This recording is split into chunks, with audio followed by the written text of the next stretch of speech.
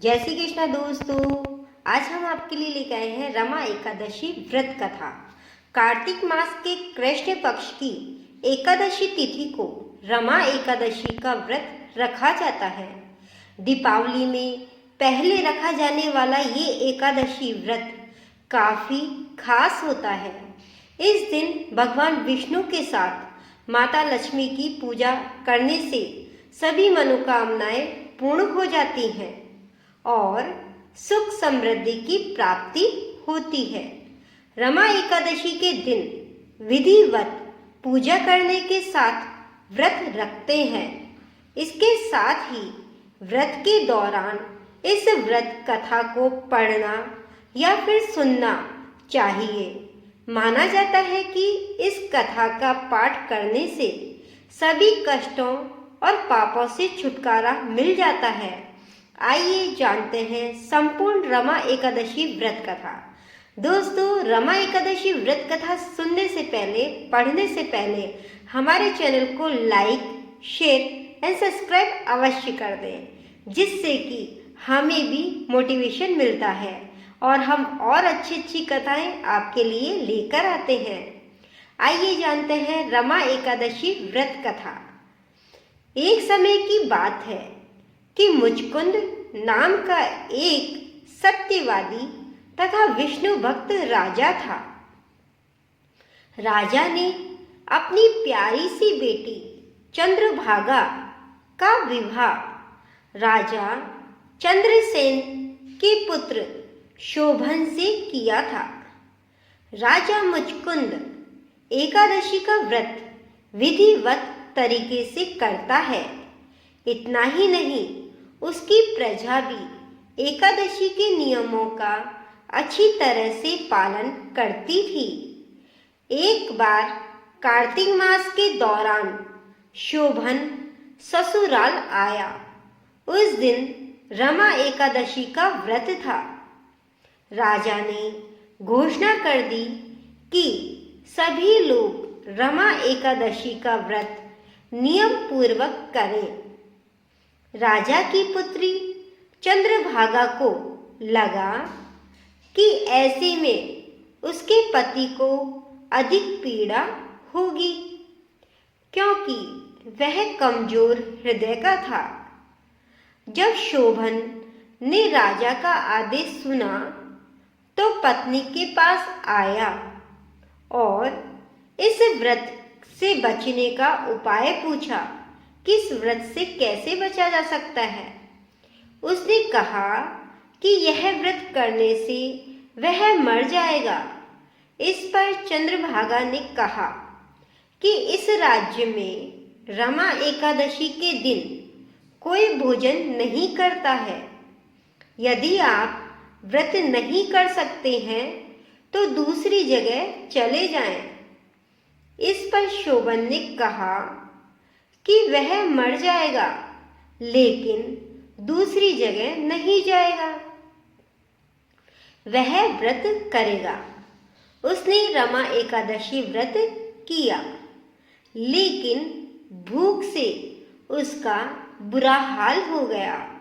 वह भूख के मारे तड़पने लगा और उसका हाल बेहाल हो गया। रमा एकादशी की रात्रि के समय जागरण भी था। वह रात शोभन के लिए असहनीय थी। अगले दिन सूर्य उदय से पूर्व ही भूखे शोभन की मौत हो गई। ऐसे में राजा मुचकुंद ने अपने दामाद शोभन का शव को जल प्रवाह करा दिया था और अपनी बेटी को सती न होने का आदेश दिया। उसने बेटी से भगवान विष्णु पर आस्था रखने को कहा। पिता की आज्ञा मानकर बेटी ने व्रत को पूरा किया। उधर रमा एकादशी व्रत के प्रभाव से शोभन जीवित हो गया और विष्णु कृपा से मंद्राचल पर्वत पर देवपुर नामक उत्तम नगर मिला। राजा शोभन के राज्य में स्वर्ण, मणियों, आभूषणों की कोई कमी न थी। एक दिन राजा मुचकुंद के नगर का एक ब्राह्मण तीर्थ यात्रा करते हुए शोभन के नगर में पहुंचा, जहां उसने राजा शोभन से मुलाकात की। राजा ने अपनी पत्नी चंद्रभागा तथा ससुर मुचकुंद के बारे में पूछा। ब्राह्मण ने कहा कि वे सभी कुशल हैं। आप बताएं, रमा एकादशी का व्रत करने के कारण आपकी मृत्यु हो गई थी। अपने बारे में बताएं, फिर आपको इतना सुंदर नगर कैसे प्राप्त हुआ? तब शोभन ने कहा कि यह सब रमा एकादशी व्रत का फल है, लेकिन यह अस्थिर है, क्योंकि वह व्रत विवशता से किया गया था, जिस कारण अस्थिर नगर मिला। लेकिन चंद्रभागा इसे स्थिर कर सकती है। उस ब्राह्मण ने सारी बातें चंद्रभागा से कही। तब चंद्रभागा ने कहा कि यह स्वप्न तो नहीं है। ब्राह्मण ने कहा कि नहीं, वह प्रत्यक्ष तौर पर देखकर आया है, वह असली में देख के आया है। उसने चंद्रभागा से कहा कि तुम कुछ ऐसा उपाय करो जिससे वह नगर स्थिर हो जाए, अर्थात वह नगर यथावत रह जाए। तब चंद्रभागा ने उसे देवनगर में जाने को कहा।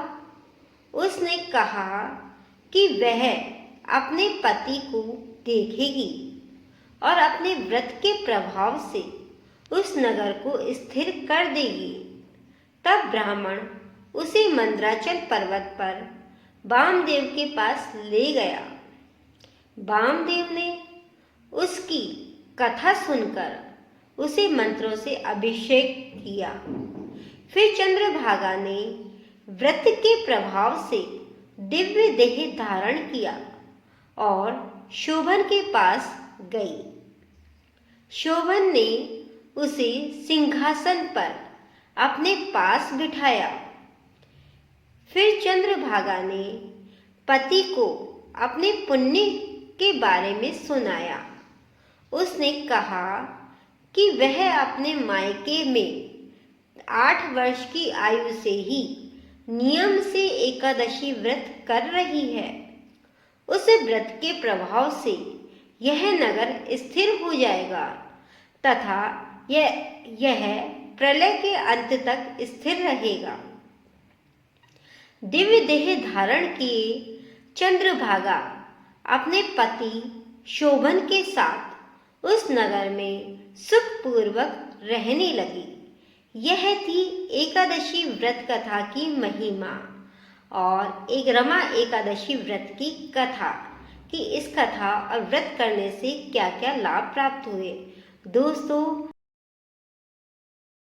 कथा आपको यह कथा कैसी लगी तो कमेंट बॉक्स में कमेंट करके जरूर बताएं और हमारे चैनल को लाइक शेयर एंड सब्सक्राइब अवश्य करें। जय श्री कृष्ण दोस्तों।